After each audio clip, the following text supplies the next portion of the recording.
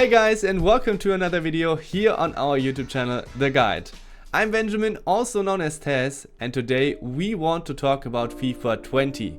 Because last week I was at a feedback event, played FIFA 20, and in this video I want to share my impressions and also give you some insights about the new gameplay features. So for 2 days I played FIFA 20, and obviously this was not the final version, it's still under development, and the purpose of it was that I provide feedback to the gameplay producers, and it was not only me but also other game changers, press and also pro players. So thanks to EA and also the Game Changer Network for inviting me to this event.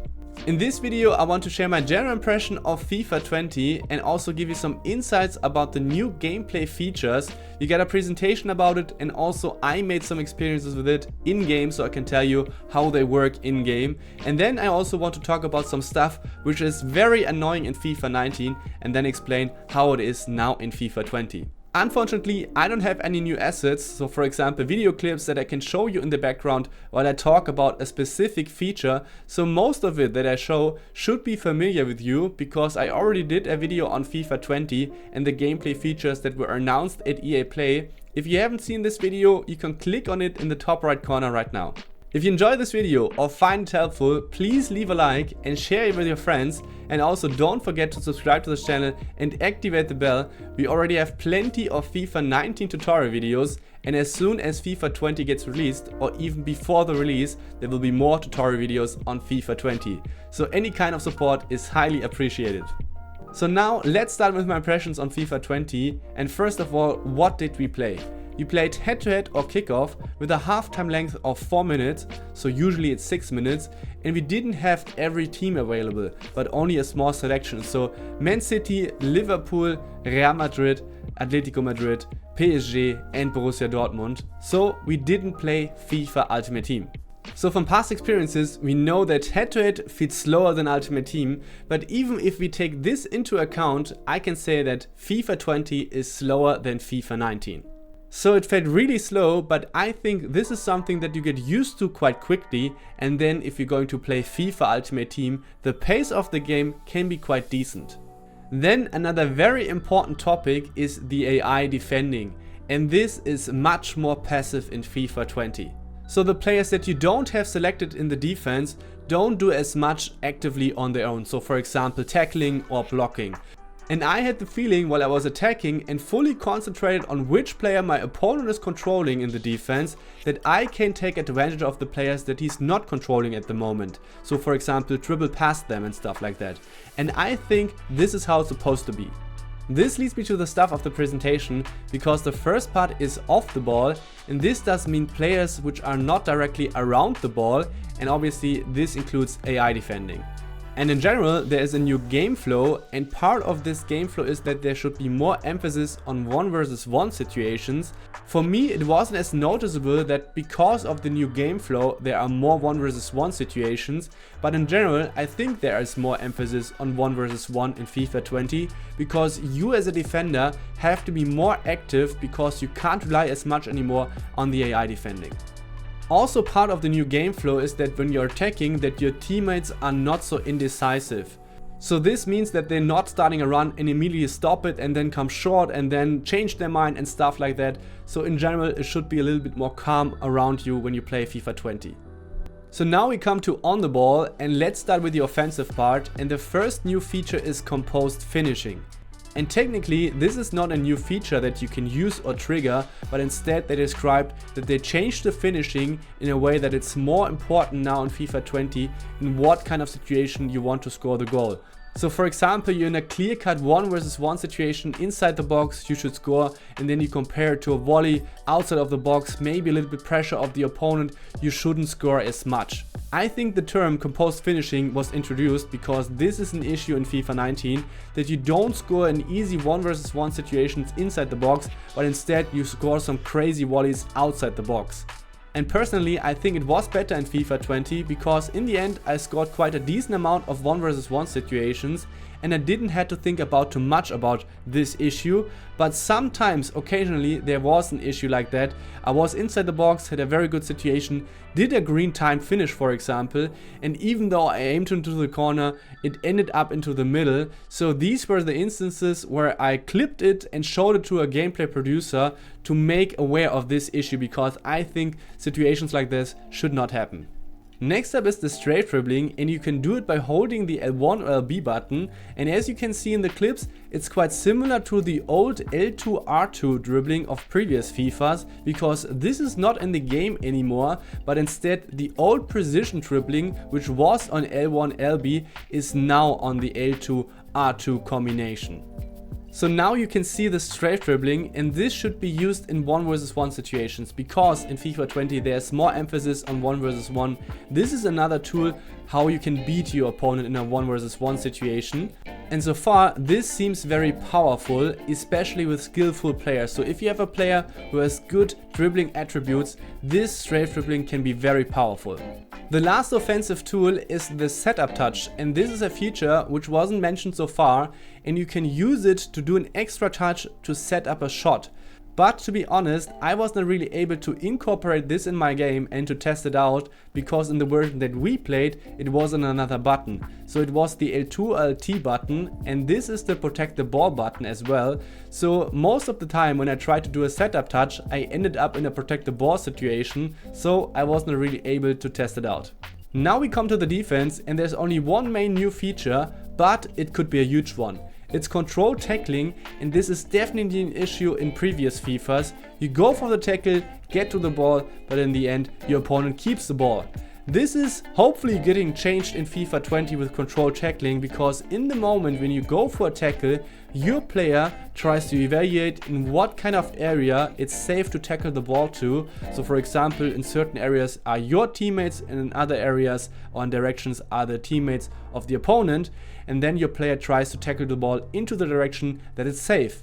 In my experience, it felt a little bit better, so there weren't a lot of situations where I think I should have gotten to the ball with a tackle. So in general, tackles are more rewarding, but also I'm a little bit cautious about this one, because from my experience as well, Ultimate Team is always more messy than head-to-head, and therefore I'm hesitate to finally evaluate this. I need more experience on it.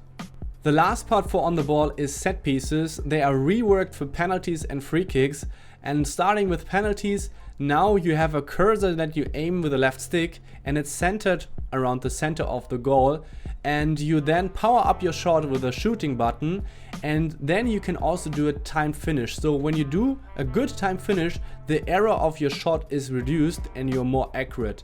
For me it was quite hard to try it out, because I was playing on the same console as my opponent, and therefore he saw where I was aiming to with the cursor. So I had to turn it off, and then it was very hard to aim properly. So this is something that you have to train, but then I think it's very doable. For the free kicks there's a cursor as well where you aim to, but with the right stick you can add some spin or curve to your ball. So for example side spin or top spin, or you can also go for knuckleball, and you do this with the right stick, moving it from bottom to the top, and you have to be very cautious in what kind of way you move it. I only had a few attempts of these new free kicks, so maybe 4 of them, but I think they are quite doable because my attempts were not as bad and I didn't really practice it. So after off the ball and on the ball, now we come to the ball itself, and in FIFA 20 there is a new ball physics. With this new physics, the ball is supposed to move more natural, so for example on shots, but also on passes. So in FIFA 19 the ball was more sliding on the ground. This is going to be changed, and depending on the pass and also on the ground itself, maybe the ball is going to start to bounce. And I think this could be a little bit annoying if the ball for whatever reason is going to start to bounce and is going to slow down your attack, for example. But so far I didn't have the feeling that this is some sort of a big issue, but this could change if you have more experience with it. Now I want to talk more about detailed impressions, and these are aspects which were not mentioned in the presentation, but they are still quite noticeable. And the first one is the nerf of skill moves. So this is a change which was announced in a pitch notes article, that you're not able to change skill moves anymore as you are able to do in FIFA 19 and before. So for example 5 elasticos in a row and so on. So now when you do multiple skill moves in a row, there's an arrow introduced. So for example the skill move gets slower or the ball starts bouncing. So typically this starts with a second skill move, so when you do a second elastico for example, the exit of this elastico won't be as clean. And when we talk about skill moves, we have to talk about La Coqueta as well. This skill move was so broken in FIFA 19 and now in FIFA 20 it's nerfed, so it's not going to be as fast anymore, the movement to the side is not as huge, and then also you're not able to exit in all the different directions when you do it when you're running. At first I thought the nerf of La Coqueta is not as huge, but after some time I noticed that especially that you're not able to change direction when you exit the move while running is very noticeable. Next we have contested headers, and this is something that you will notice right away.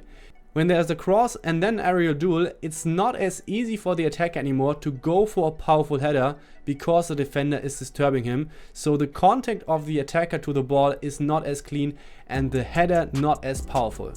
Time finishing is harder in FIFA 20 because in FIFA 19 I guess it was 4 frames that you can hit for a green time finish, and in FIFA 20 it's only 2 frames if I recall this correctly, so it's harder to hit green, but from my perspective it's still doable to hit green, and then the resulting shot, they are quite similar to FIFA 19 I would say, so even though you hit green it's not automatically a goal. Goalkeeper movement with the right stick is also changed in FIFA 20. It's a little bit slower, and also the position of the goalkeeper is going to lock as soon as the shot is taken. So it's not as effective anymore, and when the opponent decides for the wrong corner, he's not able to change it anymore. So this means that you're not able to change the position of your goalkeeper several times, and therefore it's not as effective anymore. Something that I would like to mention, even though I didn't do it in game, is there's a new through pass that you can do. So you press L1 and R1 and triangle, or LB and RB and Y, and then you play a semi-lobbed through pass. Last but not least, there are new controller settings that you can change. So the first one is regarding player switching, and it's about player switching with the right stick. Usually, default it's around the player that you control at the moment, in the direction that you go with the right stick. This is a change that you do. Now you can change it to ball relative. So this means that the player switch with the right stick is around the ball. From my perspective, I think this is just personal preference, but maybe some players will say I like it more with the player relative, and others are going to say I like the ball relative one. Then you can change when the input is locked for a pass, so you can go for an early or late lock, and this means with a late lock you can change the direction of the pass up to the last moment. And when you choose early lock, you're not able to change direction as late anymore. The last option is jockey defending, so when you press L2 LT you use jockey defending, and it's very complicated to explain what this setting actually affects. The producers had to explain it to me twice and I'm not quite sure if I really understood it. So basically you can have it to assisted or manual, and this means that the game on assisted helps you to accelerate and deaccelerate while you use jockey defending in certain directions, so for example when you move away from the ball. And when you have it on manual, the game doesn't help you with the acceleration and deacceleration. This is something that I have to try out more when I'm able to play more FIFA 20 to tell you then what's potentially better for you. Now we're getting closer to the end of this video, and I just want to share some final thoughts about it. I really enjoyed it to be part of this feedback event because gameplay producers were on site, so we were able to directly share feedback with them, so we could show them certain situations and share our thoughts about it. So for example, I should have intercepted this pass in this situation because I was directly in the passing lane, or this pass should not get autocorrected, for example. Also about the finishing situations. A lot of thoughts that you could share and talk to them and give our or my input and impact to the game, and I hope there is some impact that I leave. Obviously they have to tweak the game for a wide audience, and it's not able to make it directly tailored for everybody, but at least I could show my perspective to it. And also something that I would like to point out, I like the ideas behind the changes that I just described, and my general impression of FIFA 20 is good at the moment. But I'm comparing it to FIFA 19. And FIFA 19 sets a very low bar. In my eyes, it's the worst FIFA of the last few years. There are so many broken mechanics. You don't play something like football in FIFA, but only the broken mechanics, and I don't have a lot of fun in it. So obviously I had more fun playing FIFA 20 because there was a new challenge. I had to play football, I had to use passing and dribbling to break down my opponent, so this is how I played on the feedback event, but I don't know if this is going to change at some point when we play FIFA 20, because we notice something is broken and therefore a lot of players use it. I can't rule it out at the moment, but I had the feeling that the gameplay producers worked on these broken things, these issues of FIFA 19, and tried to get rid of it for FIFA 20. And I think this is the development in the right direction. These were my impressions of playing FIFA 20. I hope you enjoyed it and the information about the changes were helpful to you. If you have any questions, don't hesitate and ask in the comment section below. Don't forget to like, subscribe and also activate the bell. More FIFA 20 videos are about to come. Thanks for your attention, keep a clean sheet. I'm out.